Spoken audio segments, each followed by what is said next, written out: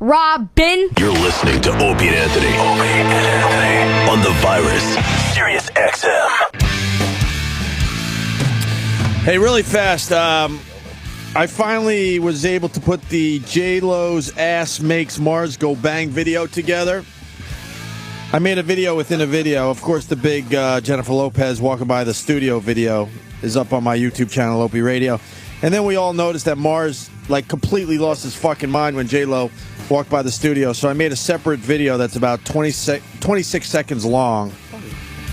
And I had a tough time uploading it for a couple days, but I finally figured out the fucking bug in my iMovie, and it's up there if you want to check it out. Thank God. Go to Opie Radio on YouTube. J-Lo's Ass Makes Mars Go Bang.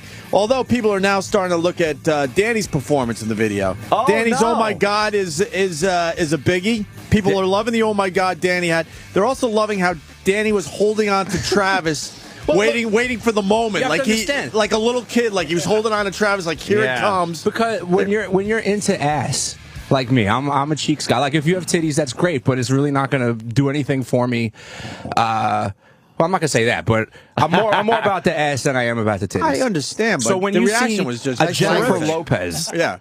You know, who's like, aside between her and Kim Kardashian, they're like the two, queens of ass cheeks. If Mars didn't go ghetto, you would have been the star of that 26-second video. Because you're, oh my God, you're holding on to Travis. It's classic. It's like finding out Santa Claus is real. It's like you see pictures and you're like, I don't know, is it a mess? Does it really look like that? I don't know. And then you see it, and it's amazing. And the other thing I noticed in the latest version of the video is Mars's crotch grab.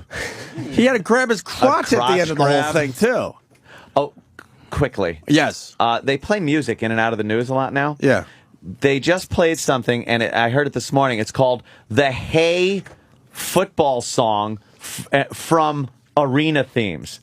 It's Gary Glitter's song, but they don't put it as Gary Glitter. It's the Hey Football song. Oh, wow. And the artist, it says Arena Themes. Yeah, they're erasing him from history. So he's being just fucking Stalinized out of fucking But history. they know it's the greatest sports anthem of all time, so they can't get rid of the song. Yeah. We have a genius outside. All right, let's get my God. Christ. Sorry. Yeah, we're talking about J-Lo's ass and football. and a kid toucher. That's true. Ray Kurz. I'm sorry, Ray. Ray Kurzweil. Sorry There about he that, is. sir. Do you always travel with that many books? Wow. That's like, you're like very studious. And Barry, the director of Wow, that's great. of this movie Take a seat right there, that I sir. really liked. That's great. That's Yeah, Anthony. yeah. Hi, I'm Anthony. How are you? You're a genius. Oh my God. This is what I need. The singularity is near. Oh my God! Does it have to be 800 pages? Can't you say it in? Oh my God! Small font too. 9 steps for living well forever. This guy can write. Oh my God! Wow. I feel like I'm back in high school. Oh my God. Hi, Ray. Nice to meet you, Ray. sir. Pleasure. See, I was actually talking about this recently. Ascent Technologies can optimize the complex logistics of an airport. I was saying that to somebody recently. Yeah. Jimmy. Very smart guy. He smells good too, by the way. Whatever you're wearing, it's very good. Science. Yeah, I know. It's Bunsen burner fluid. I'll lend you some. well, you've had quite a life. We got to just get right into this. The movie, we're talking about Transcendent Man, right? Yes. And me and Jimmy saw it and saw a little bit of it, but he was very busy last night doing some other things. At a modeling party. Oh my God! He went to a girls are modeling party, amazing Ray. looking. And the movie starts off with you on Steve Allen's show.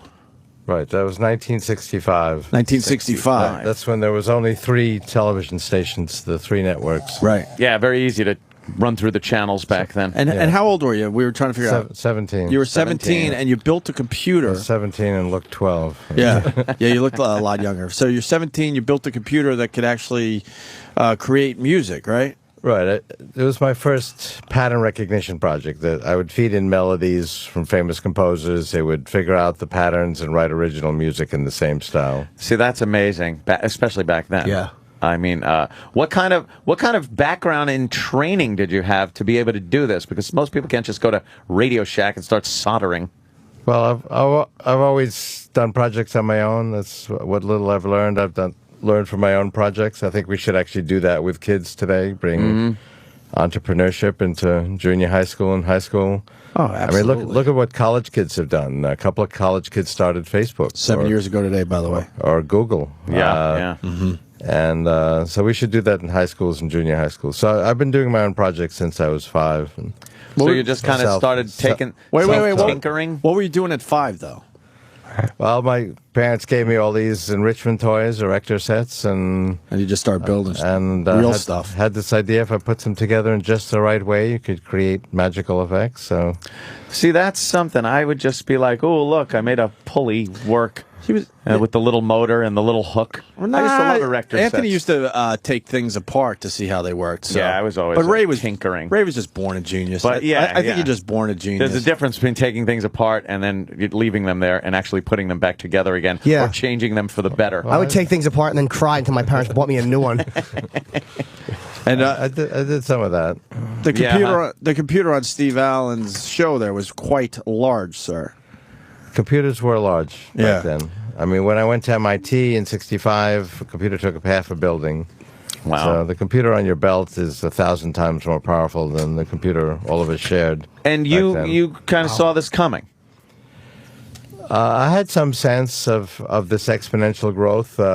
In the early 80s, about 30 years ago, I really noticed that and actually collected data and developed this theory that information technology, like computers, like communication devices, biological technologies, grow exponentially in a very predictable manner. Now, how was that known Basically, so they- early on? They double every year in power for the same cost. So How'd you figure that out so early on, though, that this was going to happen? This was kind of a formula. Well, I mean, I had decided at age 5 to be an inventor, and it took me then a couple of decades to realize that the key to being successful was really to get the timing right.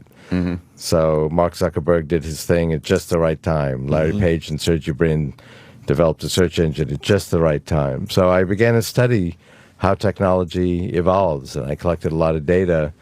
And I actually didn't expect that it would be predictable, because the common wisdom is you can't predict the future. So, but these trends, like the power of a computer per dollar, or bits of memory per dollar, or the number of bits we're moving around on the internet, or the number of bits we move around wirelessly in the air, if you plot these things, they follow very smooth, predictable, exponential trajectories. Well, you've invented a lot of things too. And one of the more impressive things was the thing that it's like it takes a photo of a page and it reads it to a blind person.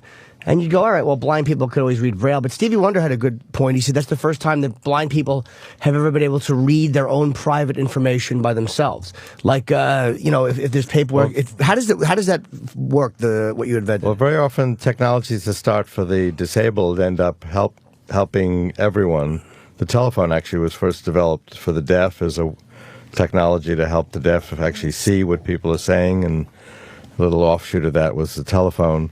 So this technology that I developed in the 70s was actually the first flatbed scanner, which is now ubiquitous, and it was the first character recognition that could recognize any type style. So that's pretty ubiquitous. And it was the first computer that could speak.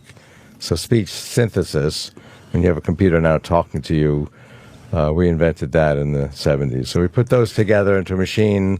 You put a page on it, scanned it like it was a Xerox copier, and it would read it out loud. So that's the first time that computer could do that. That was in '76. This is what I was dying to know about this thing, because it takes a picture of the whole page. How do you know you're holding it properly over the page and not just like kind of snapping half of one page and half of the other? Well, you can feel around, yeah, right? it actually had some intelligence to figure out the format of the page, if there are pictures, columns, if it's cutting off half the column, or if the page is crooked. I think he figured it out, Jim. But I knew there was a method to it, but I just didn't know how it would work, because you're blind, so you can't see where the words start or what's on the page. And the book is called The Singularity is Near. Could you please explain that? You sort of started, but where does this all go? So one key idea that I mentioned is that information technology, like computers, grow in this exponential manner. Exponential means it's doubling every period of time, like every year. That doesn't sound like much, but you keep doubling, and if you double 30 times, you get to 1 billion. And that's not our intuition. Our intuition is that things progress linearly, like 1, 2, 3, 4, 5. So 30 steps later, you're at 30. That's the intuition of even very sophisticated people. I've had these debates with Nobel Prize winners, and the reality of information technology is its exponential growth. So things are very surprising. So I saw, for example, the predecessor to the internet in the early 80s called the ARPANET doubling every year, but it only was communicating between a few thousand scientists. So I predicted that in the mid-90s there would be this worldwide network connecting hundreds of millions of people, and people thought that was nuts. But that's the power of exponential growth. If you follow that out, where this is headed, by 2045, we will enhance our own intelligence 1 billion-fold by merging with intelligent computers that we're creating. That's the singularity. Is the time frame one question somebody had? They said that you're probably right, but they thought you were being a bit optimistic about the time. Do you think that time frame is kind of? I think it's right optimistic? on. First of all, since I've been doing this, these trends have stayed right on course. Some people say, okay, the hardware is growing exponentially, but software is not. But that's not true either. Look at this IBM computer called Watson that's playing Jeopardy and able to actually figure out subtle metaphors and jokes and puns and deal with all the vagaries of human language at the level of the best human players on the planet. That's, if anything, ahead of schedule. So when I say that by 2029 a computer will be able to have all the facility of human language that humans have, which has been one of my predictions, that looks pretty good in light of this Jeopardy playing computer today. Now, we were talking earlier before you got here about the fact that we are all individuals. We have some type of strange divine spark in us that makes you, me. And this seems to me to be the at least one thing that cannot be reproduced. You can program a computer to have some sense of independent thought, but I don't think you're ever going to get a computer to be as close to a human, because we all do have this strange individuality. Well, you're getting at a profound philosophical issue. I know, I do this all the time. And it's a good one. It's important, though. In my mind, that spark comes from the pattern that makes you who you are. So your molecules and your cells organized in a certain way that can interact with information, respond to me with a certain personality and set of skills. And ultimately, we can capture that and we can recreate it and we can expand on it. And that will have that spark if it has the pattern. So that would mean that at some point in history and in time, that a computer will be able to say, hey, get your hands off me, you damn dirty human, and just leave me alone. They can say that now, and if you play sophisticated... But mean it. But mean it. Right. So you can play a video game today and meet characters that like Second Life, which is Second featured Life in the movie, or multiplayer games, EverQuest and you meet you can meet some character that's human-like that says, "Get your hands off me." You don't believe it today because it doesn't have all the subtle cues that really convince you it's real. My prediction is in 20 years they will be so realistic you won't be able to tell them apart from real humans, and we will accept them as having real emotions. And when they say, I'm angry, I'm jealous, you'll believe them, and that those will be real. But will they be real, or will they actually be angry and jealous? Great convincing copies. Right. Mimics, right. That's a deep philosophical issue that goes back 2,000 years to play the Platonic dialogue. But what do you think? I think it's real if it seems real. But that's my philosophical belief. It's actually not a scientific question. There's no scientific test That is true, you can yeah. do Right. that would absolutely definitively answer that. More But spiritual. You know, this is what a phony I am. I just said right, like I knew that there was no scientific test, but I really did. There could be 30 of them, and I would have no idea. I just didn't want to sound dumb. I'm fascinated with the idea that if a computer did reach a point where it could be angry, it could be sad, it could be jealous, that it would just shut off at some point when you really needed it because it was angry with you. It could literally turn itself off or not perform the functions in which you want it to because it was angry with you. Well, computers are mastering human emotions. Even this Jeopardy playing computer now has to understand something about human emotions, or you couldn't play that game very well. Right, because some of the questions are based in an understanding of human emotion. Right, And, sarcasm, exactly. little idiosyncrasies in the way a word is said. So they're getting there. If you go out 20 years, computers will be millions of times more powerful than they are today. And they really will be very convincing at that time. I know you said that when you saw a few scientists at colleges communicating with each other through the primitive version of the internet, that you foresaw a large number of people communicating with each other. Did you have any concept that it was going to be what it is now, in that we're trading more than just intellectual property? Well, we're trading pornography. We're trading ideas that would seem very radical. Well, actually, I wrote in my first book, which I wrote in the 80s, when the Soviet Union was going strong, that the Soviet Union would be swept away by this emerging social network. I called that myself back in the 70s. I really did. I told my friends, I give the Soviet Union another 20 years because information, or the lack thereof, is what keeps their people under their thumb. Well, and the second it gets out... That's very insightful, and that's exactly what happened. I just didn't write a book. He didn't say it like that, by the way. He was drunk. He went, the fucking Russians ain't gonna last. Yes, I picked that up. You were there, Jimmy. I picked that up at a party with you and stole it from you. I know. That's what I was getting at. Well, the same thing is kind of happening with the Middle East, with the information that is getting to everybody, right? Well, and how they're communicating with each other. Social networks are very democratizing, right? And now that they're very powerful and everybody in the world is on them. There's 600 million people on Facebook. It's a very powerful political phenomenon. But that happened in that 91 coup against Gorbachev. There was a clandestine social network of primitive fax machines and teletype machines, and everybody was in the know, and the authorities didn't have control of information anymore. Right. It's also democratizing in terms of being creative. It used to be you had to be a big organization to do a big project, and now you have a couple of kids at Harvard to create Facebook, a couple of kids with $1,000 laptops create Google. Yeah. And do you think China is going to have to go through a phase where they've been very good at keeping their people in the dark, or at least their masses? They have a certain core group that is very good with business and their communist capitalism. They're not in the dark. I mean, there are 200 million blogs in China. But they're very restrictive. The government on what their people can access. Actually, if you read some of those blogs, not that you can master 200 million blogs, but especially in Chinese. they're very freewheeling. They have to stay away. You don't want to head your post saying my thoughts on Tiananmen Square, right? Or what's wrong with Tibet. There's a few issues you want to stay away from. Or otherwise, keep some keywords out of your posts. Otherwise, they're pretty freewheeling.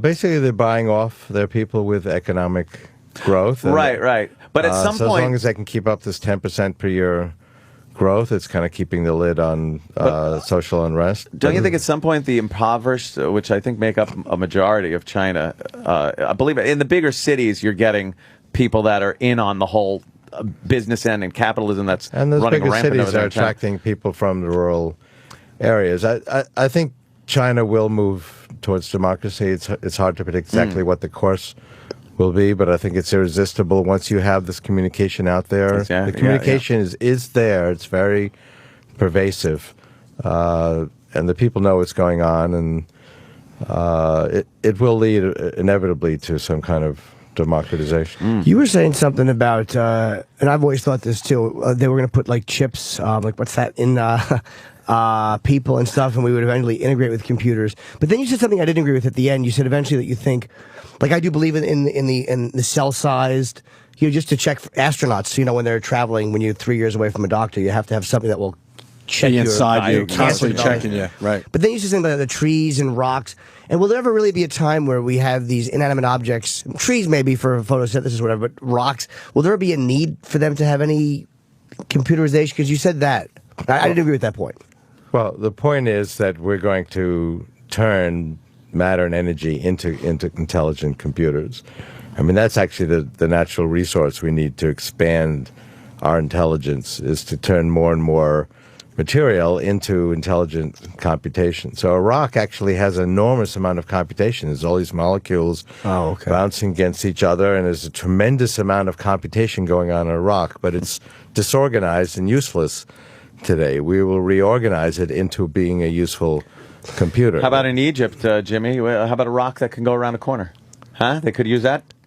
Right? Or Iran and Iraq. Hey, I want to get back to the movie Transcendent Man, and you were talking about computers and becoming more human-like, and one of the subjects in the movie was bringing your dad back. You lost your dad when he was 58 years old, and you're convinced that in the future you could actually bring him back, so to speak. Well, first of all, we will be able to create artificial intelligences that have the personality of people, and even specific people, based on the information we have about them. So we could create an artificial person, let's say, in some artificial environment like Second Life. But unlike Second Life today, it's kind of cartoon-like. It'll be very realistic, and this person will be very realistic and would have the personality of my father, based on what we know about him. So what do we know about him? Well, I have all of his letters, I have all of his music, I have movies and pictures. These future AIs can go inside my brain and extract my memories. We can get his DNA from his gravesite. That's not definitive, but that's a piece of information. And you take all that information and create a person that's consistent with that. Now, is that my father? You can certainly argue that it's not. Mm-hmm. But it actually would be more similar to my father than my father would be if he were alive and today. would it grow and learn and become what your father would have been had he another 10 years? Would he have? Would this? You'd be creating a person, like my father, and like any other person, would then from that point on grow and evolve and interact with their environment and learn things and. So it wouldn't just be a stagnant at that age, exactly. And that's what you'd have to deal with. It would actually learn. Do you think memories can be extracted though? Because we don't know exactly how they're. Is there a way for me to take Opie's memories or your memories and actually see them as you saw them? Not today, but memories are in the neocortex. That's where we remember things. We don't remember them as flat text like in a book. They're actually these structures where we have a whole bunch of symbols and forms an idea, and then we give that idea in a symbol, and we take that symbol and use it with other symbols and for another idea, and it's organized in hierarchies. That's done in the neocortex, and we actually have a pretty good idea how that works, and there are simulations of portions of the neocortex.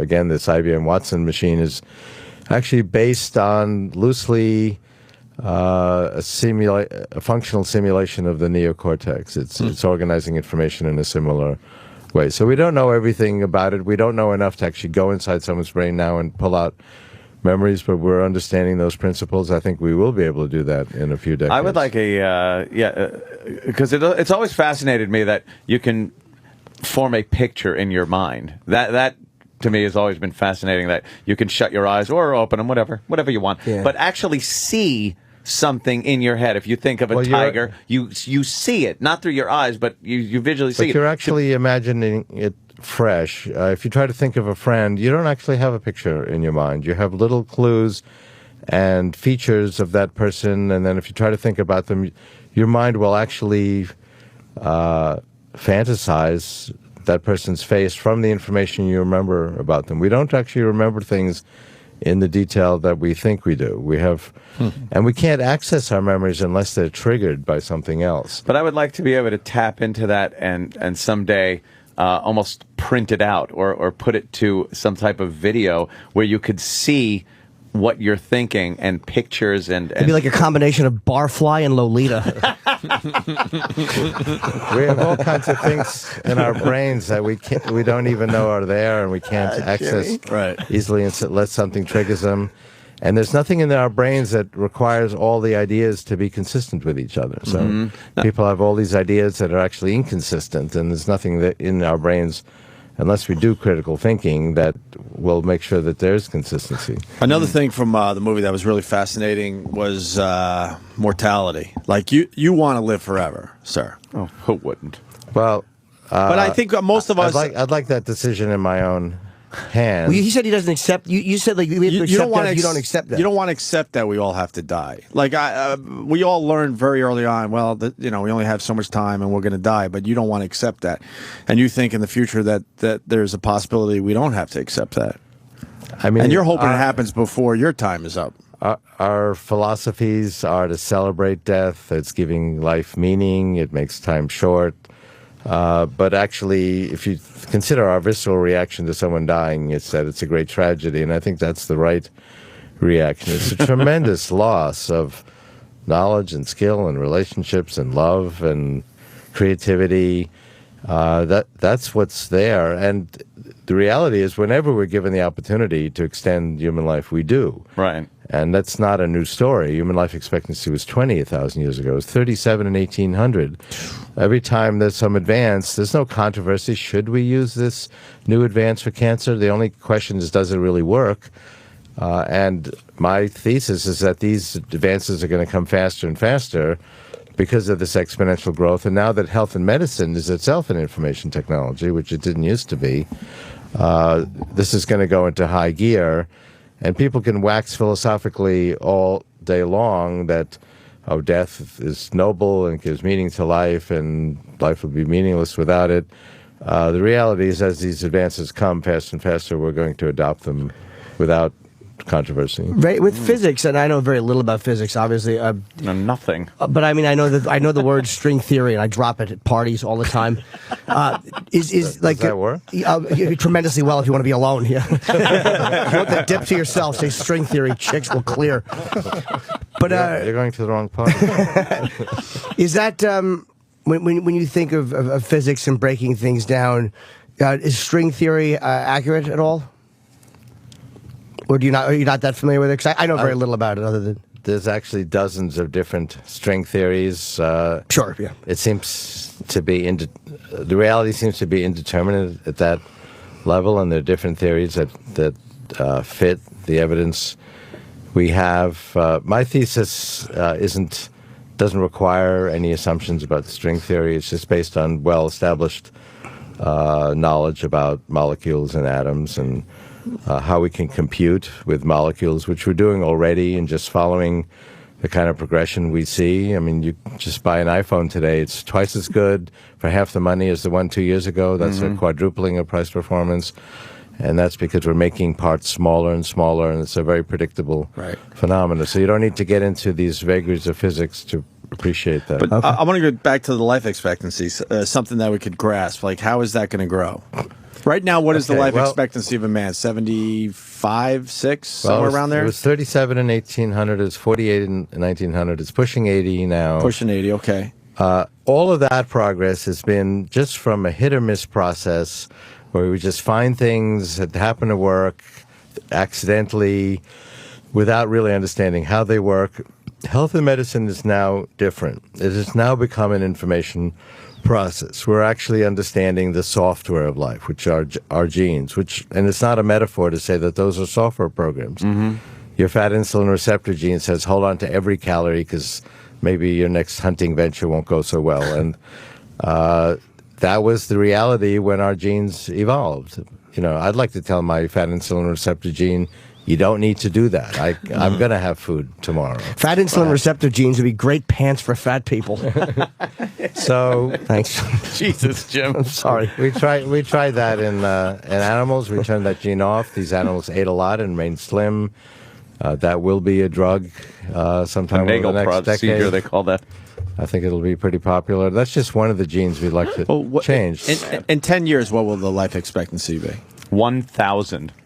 Optimistic. And is there a limit to the actual human body where there's no way it could continue?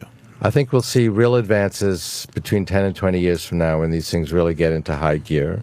Exponentials start out slowly, and then when they get to kind of extreme part of the curve, they start developing very quickly. So I think we're going to be adding, in about 15 years from now, we'll be adding more than a year every year to your remaining life expectancy. So it'll start stretching out in front of you. It's not a guarantee of immortality, but it will change to the metaphor of the sands of time running out. Here's something I got to ask you. You've studied life and a lot of stuff since you were very young.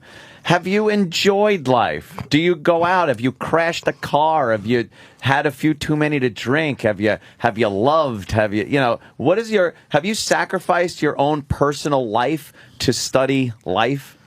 Well, actually, I mean, I retired when I was 5 and decided I would do what I wanted. Great 4 years. Yeah, I struggled with those first 4 years, but so I've been having a good time. I mean, I love to invent with ideas, and actually majored at MIT not only in computer science but creative writing. So I've done a fair amount. Gone a little crazy, and have you just kind of, Have you read what I've written? Off the rails every so often, maybe partied a little too much, or woke up with somebody that you didn't quite know as you should have. I went to a party once. Yeah. Do you remember at MIT when they built a computer to play Bobby Fischer? He predicted that in chess. He predicted the computer beating Kasparov. Kasparov beat him in 96, I want to say. Right. 97. Deep Blue defeated. Oh yeah, he beat it in Kasparov. 96, right? And I predicted that in my first book, which I wrote in the 80s. And I also predicted that when that would happen, that we would then downgrade chess and say, well, chess isn't that big a deal after all. Yeah, right. Do you play? I was going to ask you that because you have that kind of mind.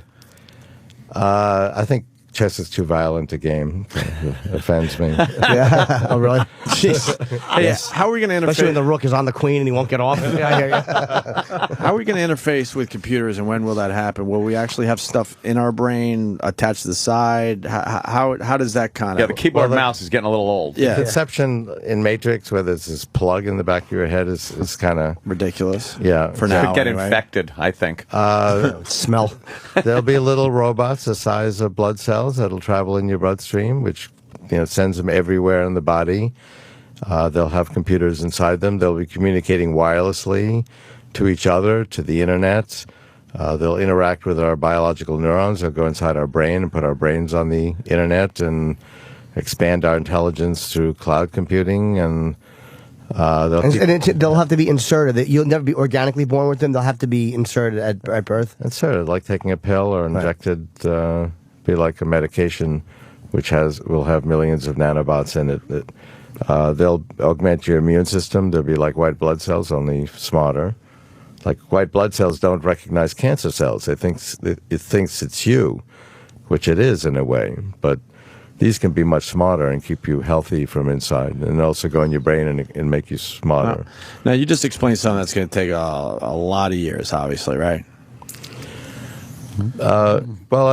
These scenarios are in the 2030s. 2030s. Okay, what I want to ask, knowing that, what can we look forward to in the next 5 years? We were just talking about how 5 years ago, none of us had BlackBerries and iPhones, and we thought, wow, we could text, and look what we've done in Every 5 new years. phone you got was like, wow, this is great. And now you look back 5 years and go, what a piece of crap I had. So over the next 10 years, we're going to move away from these little devices we hold in our hands. Images will be written directly to our retina from our eyeglasses.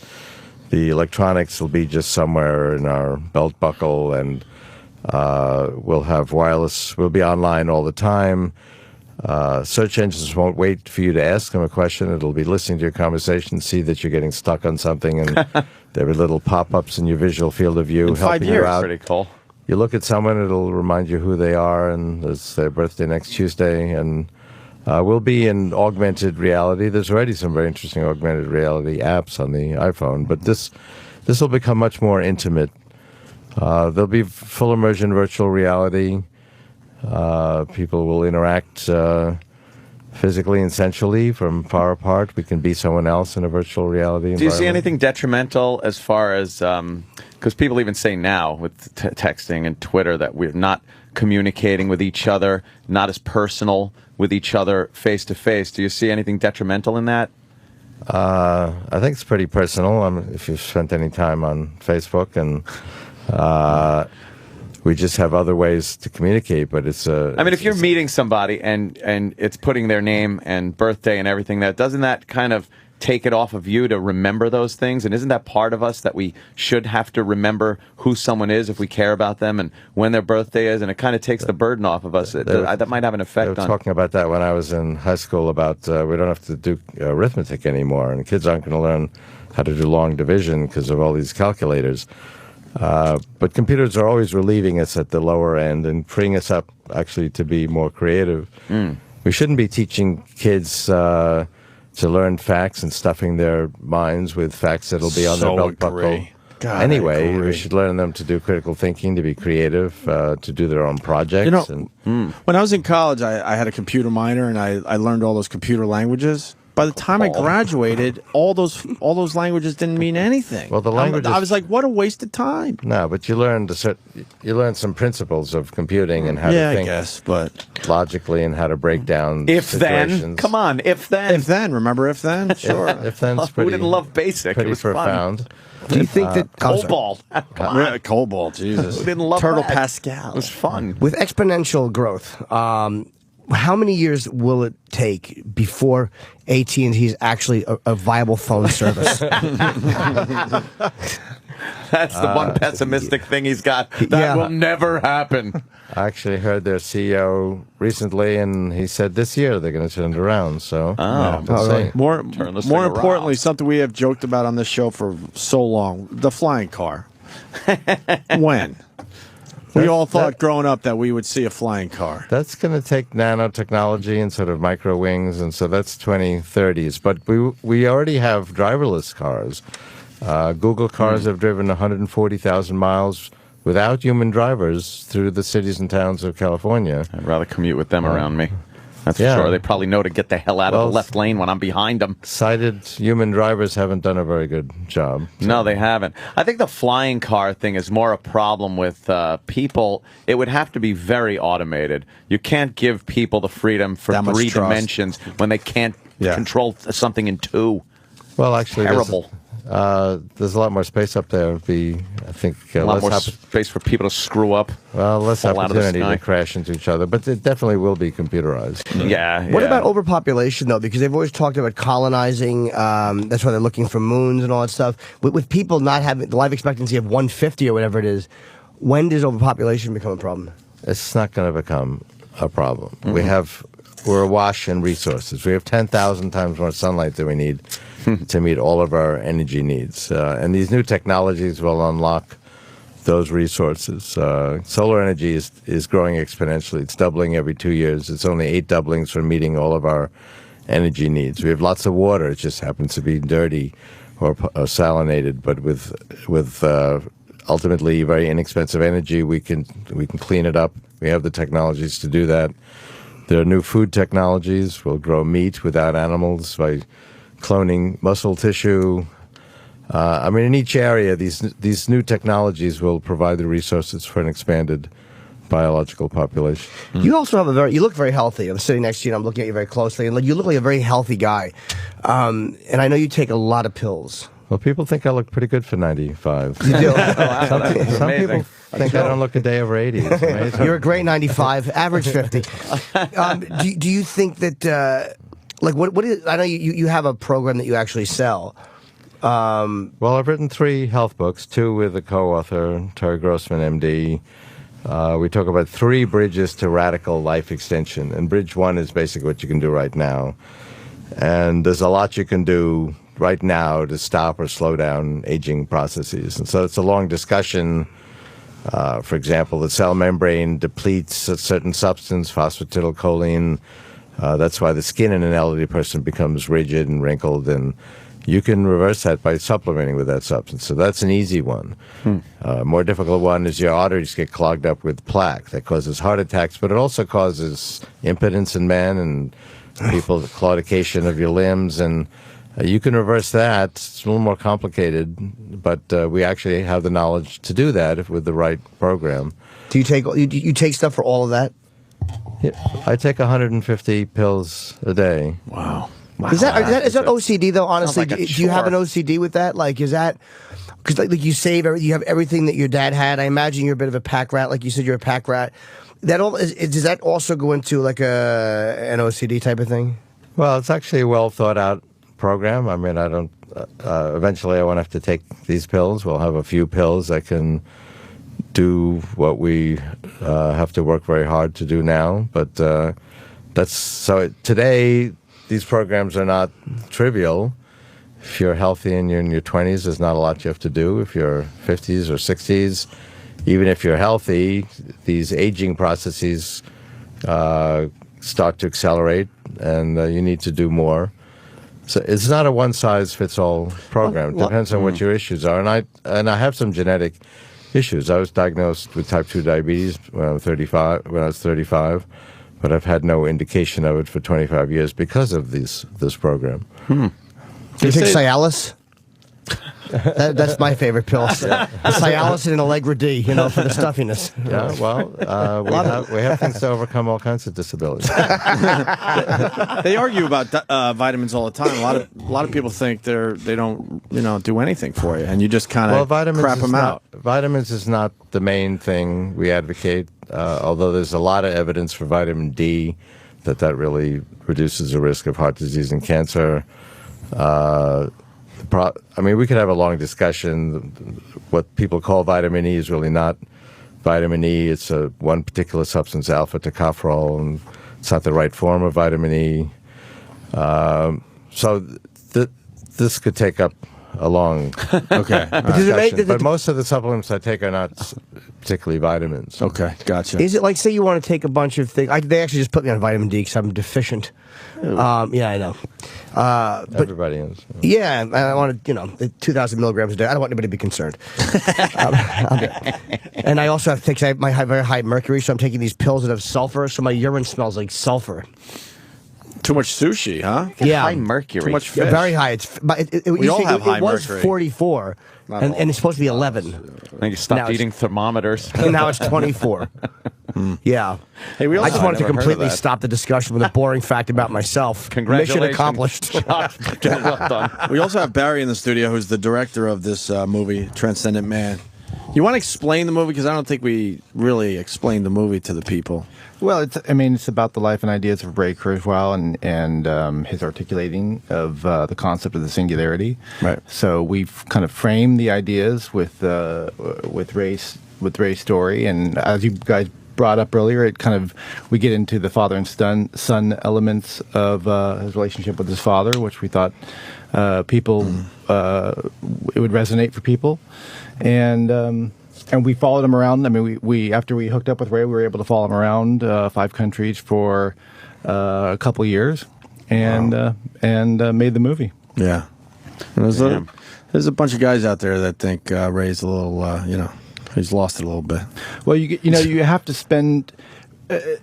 On the face of it, he makes some claims that seem perhaps outlandish, but when you spend the time and you do the due diligence and you read his book or you just listen to him like you have on the show, I think you'd be hard-pressed to make that claim. Mm-hmm.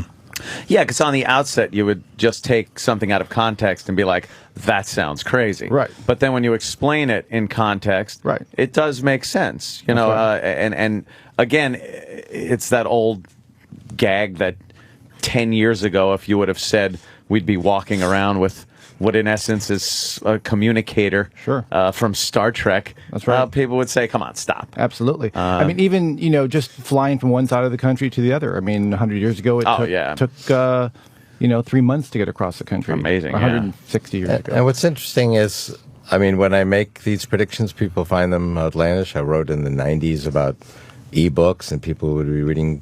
We wouldn't be moving away from paper books. People thought that was nuts.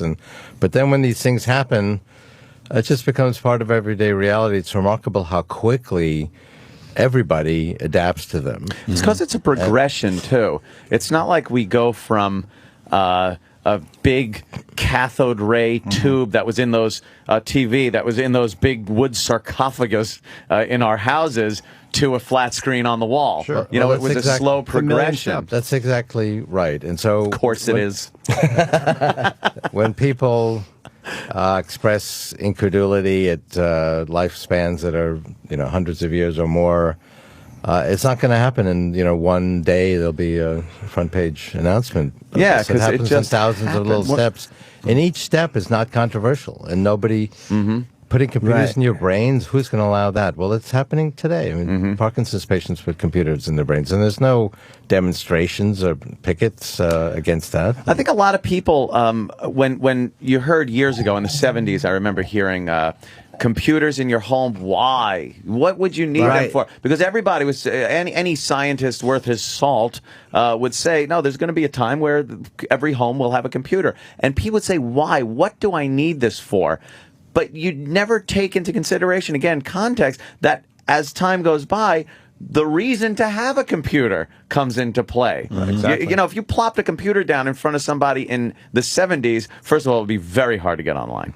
And they just wouldn't know what to do with it. Right. There would be really no use for it. So, yeah, I see in 10, 20 years us doing things and having things and using things that now would just seem ridiculous. It's like 1999, I can remember, like, 'cause I lived at home until I was 30, as most responsible boys do. But I remember my mother got a Gateway, because that was the big computer then, and you had to C-prompt log on, and it was 14K, I think. And I was playing solitaire on it. I didn't know how to get online. And you thought it was amazing, right? But once I started downloading pornography, literally a photo. But you know how the photo would come, a piece of the photo, and then now it's just like tease. Those computers were oh, it was teased. awful. Especially when it started feet first. Gutenberg's first book was the Bible, but then followed a whole sequence of prurient titles. Right. So pornography has been a big actual promoter of every media technology. Isn't that amazing? It's just, and we really try to repress that. And it's just, I think we think we're a lot more like Vulcans than we really are. People like to forget that we're humans and we do like certain things, and there's no getting rid of that. Well, I mean, technology is going to expand our potential in every way, intellectually, essentially. Yeah. And certainly it's used today for every kind of human purpose, and it is a double-edged sword too. I mean, there are dangers of these technologies. Yeah, they Barry, you're going into that in the movie, right? Yeah. There's a couple guys that with the AI technology, it scares the hell out of them because they don't know what that actually means in the end, where these machines could actually take over humans and destroy themselves as in the Ray world. talks about, well, this comes up in popular culture where movies need a conflict to make it interesting. So you have these dystopian movies like Terminator. But the reality, as Ray articulates, is that there will not be an us or them situation, because the AIs that we're creating currently are going to go inside of us and will evolve together. And there will never be a time where there's going to be AIs more intelligent than me or you. We'll evolve together. So that's really more likely what's going to happen. Oh, right. Okay. So as we evolve, they'll evolve, but they'll always be at a level below. They'll never. No, they're not. It's not that they will be beneath us, but my point is that they won't be above us. We'll most likely start evolving together at a certain point here in the near future. We're going to merge with them. We're creating them as extensions of ourselves, and we're going to literally put them in our bodies and brains. Do you see at some point an organic computer that will at some point become part of our genetic makeup? Like the way hair is kind of, it doesn't cover the whole body anymore, or your hands get smaller or whatever. Not exactly. I mean, we're learning from biology how to do things, but then we do them better, once we can strip away some of the inefficiencies of biology. Like we're learning how the brain works, and that's actually the biggest thing that's stimulating AI. But back on this promise versus peril, look, today we're using biotechnology to program biology away from cancer and heart disease. But at the same time, the same techniques could be used by bioterrorists to create a super weapon. And, these go hand in hand. So some people say, oh, it's too dangerous. Let's not do it. Let's just not go down that road. There's a whole intellectual movement called the relinquishment movement. And that's not realistic. That's not going to happen. I think that's always been the case with every great invention. Has been there has been the potential for every great invention to be used for evil, as they say. Right, and it's real. The answer, though, is to work on the dangers. And so we can put in a rapid response system where we can deactivate a new biological virus. We do that with software viruses. I mean, honestly, do you think Alexander Graham Bell ever foresaw somebody picking the phone up, calling a bowling alley, and saying, "Do you have 10-pound balls? Well, how do you walk?" I don't think he ever saw that. The evil part of the phone. That was actually the first thing he said on the phone. He pranked the person in the next room. Watson, come quick, I need you. And then he put his leg out and tripped him. He actually said, "Hey, Watson, go look in the toilet." Little toilet humor there, sir. I'm sorry. We can't get away from it. That's how we stay young. our audience is a little on the lowbrow side, so we got please. we got to keep them Lowbrow and high engaged. waistline. Right.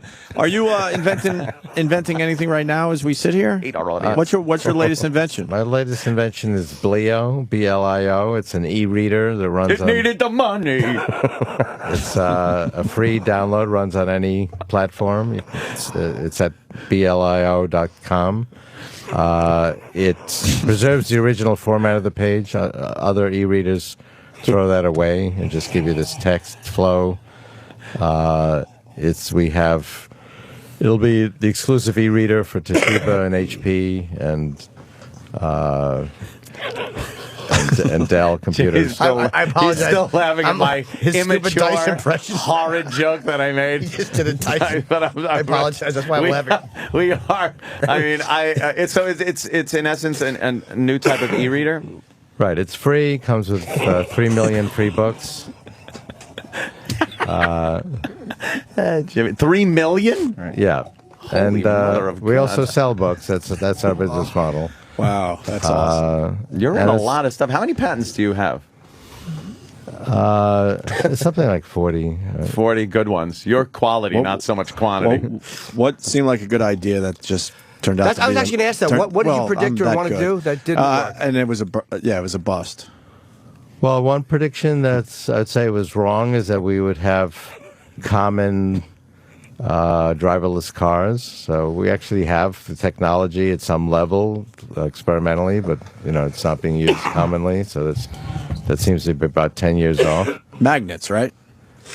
Magnets. They're going to use magnets in the road. Magnets on the side of the road, magnets on the back of your car, Well, in front of their car, and we have all over the place. There are cars now driving around, like these Google cars, without drivers. On regular roads, on regular roads, just using artificial intelligence and sensors. They able to sense... Autopilot on a plane. I mean, you can do almost everything on the plane without the pilot, right? Planes fly and land without pilots. Yeah. Can they all not the time. take off without a pilot? There's one thing they can't do without a pilot. Is it take off? I didn't think they could land without a pilot. No, they can land without a pilot. They do need the pilot right now for taking off. Oh. And the pilot's there to make sure no shenanigans happen. But with but they're not as good as they were. ILS and autopilot, Remember we watched that? There was a special on the crash of going from Brazil to Brazil to Paris. And they said the pilots are not as equipped to deal with stuff like mid-air stalls because the computers are flying it for them. So they don't have the hands-on that they did 15 years ago. Yeah, sometimes the feedback that they're getting from the controls are actually giving them the wrong sense of what's happening on the plane. They should just leave it alone and let the autopilot take care of it, which is kind of amazing when you think about it. Well, computers are doing more than people think. If we turned off all the intelligent computers in the world tomorrow, our whole civilization would grind to a halt. Oh, anarchy would be great. I want to get back to Barry, who's the director of Transcendent Man. Which where is it going to open there, Barry? Well, we had our premiere last night at the Time Life building. It was a launch of a worldwide tour. That's where all those hot groupies they were hanging out outside. The movement has its own followers. Yeah. But we'll be in San Jose on the 13th. We'll be in LA at the Lumley Royale on the 16th and 17th. And then we'll come back to DC, Boston, and London. And we're adding dates and cities. And it's sold out, too, right? It was sold out. And it's selling out. And Barry, as a film, I'm getting somewhere here. Barry, as a film director, you got your start very early.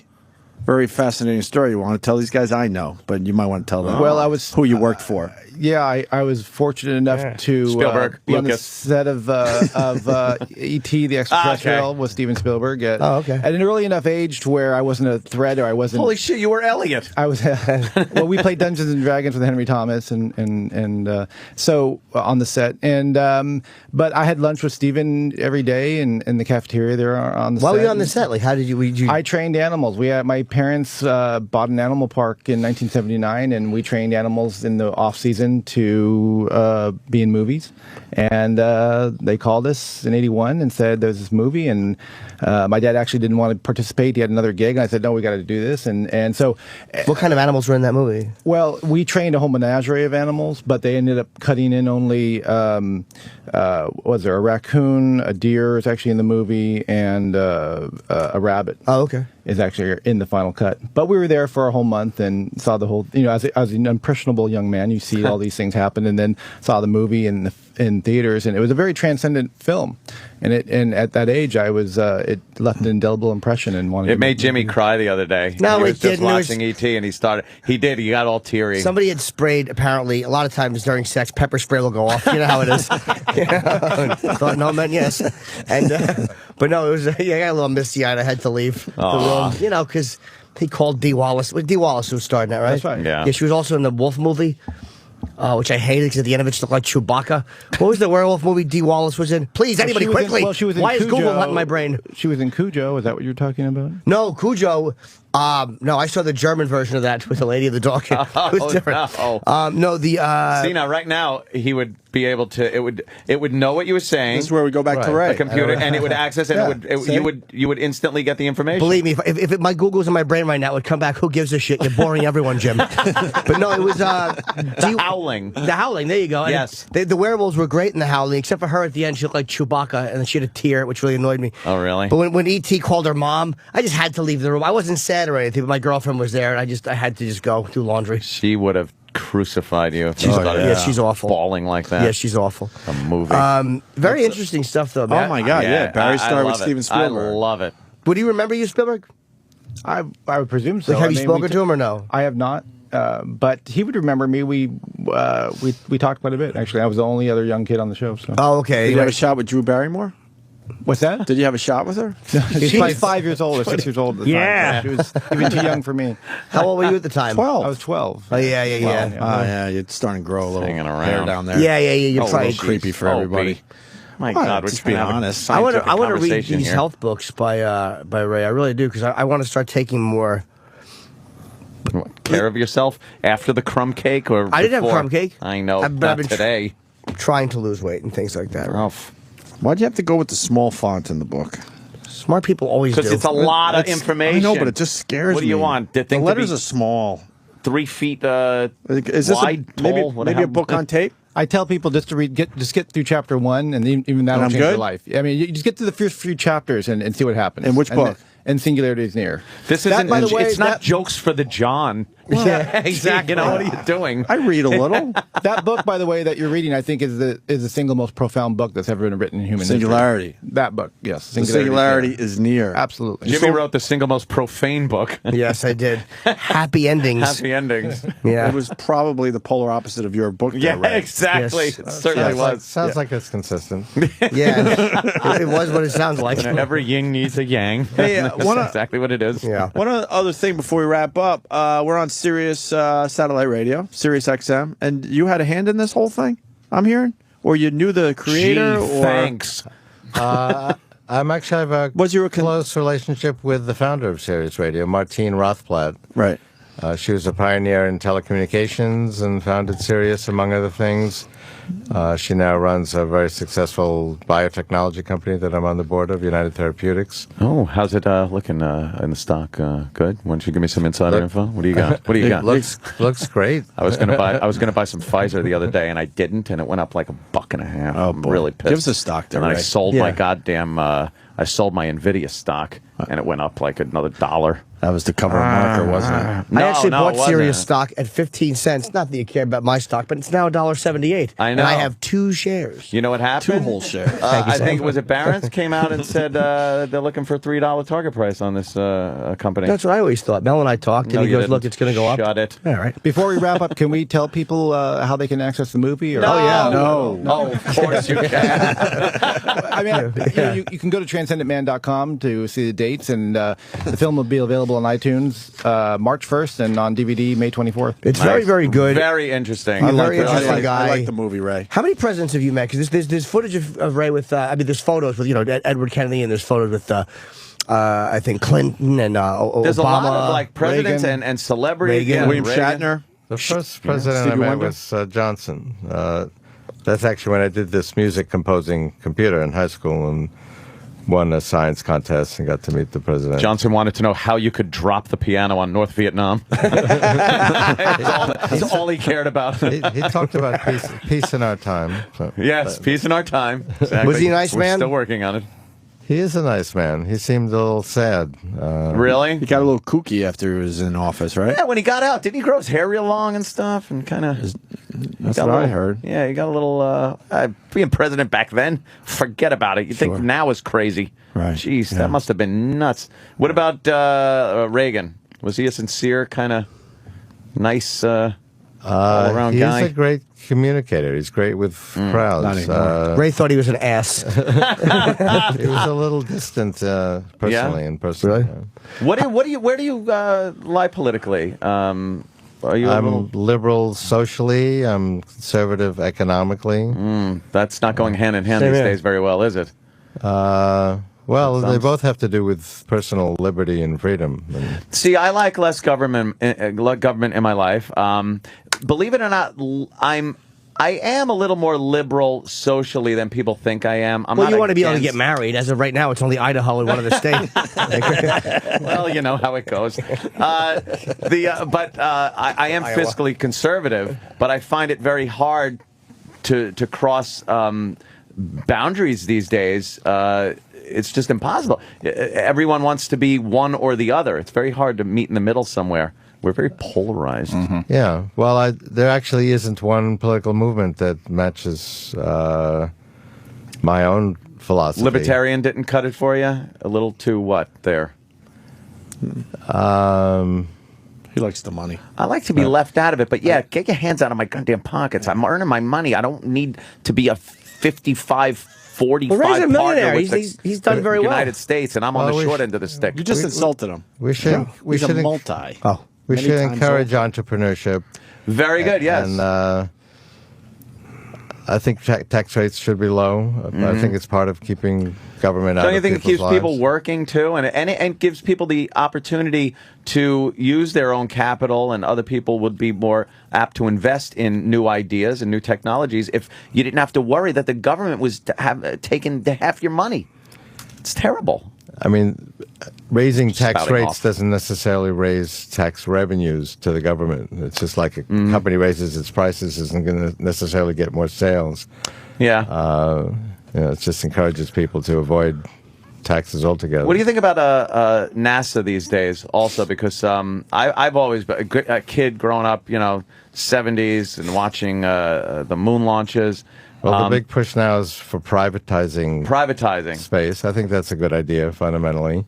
I think it sets us back, though, in order to then build up, because I don't think privatized we're going to be able to get the amount of hardware up there that, you'd be that we have surprised. been. Yeah. Really? It's actually, I just visited SpaceX just 2 weeks ago, and we're making huge strides in private space. It's for a tenth of the price, for example, per payload, and it's happening right now. It seems to be more for profit than exploration, though. Like now, but that's not a bad thing. I mean, once we can create profit in space, I think you'll see a lot more companies going in that direction. A lot more Richard Branson is doing what they were not able to do, which is just us going up into space. But would you have done that? Would you have been for? But I support government projects where they're really the investment's too long term for the private sector, like the internet was created by the Department of Defense, their research agency, as just a kind of a long term research project in the 80s.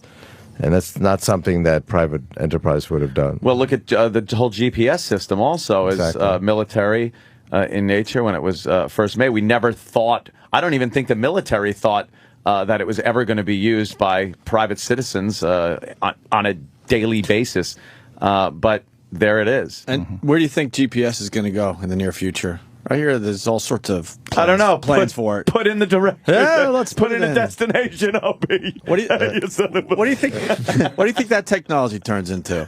Because right now it's just giving us directions to our long lost aunt's house or some dumb thing. Well, it's going to get higher resolution. It's going to be integrated into these intelligent navigation systems that will drive your car for you.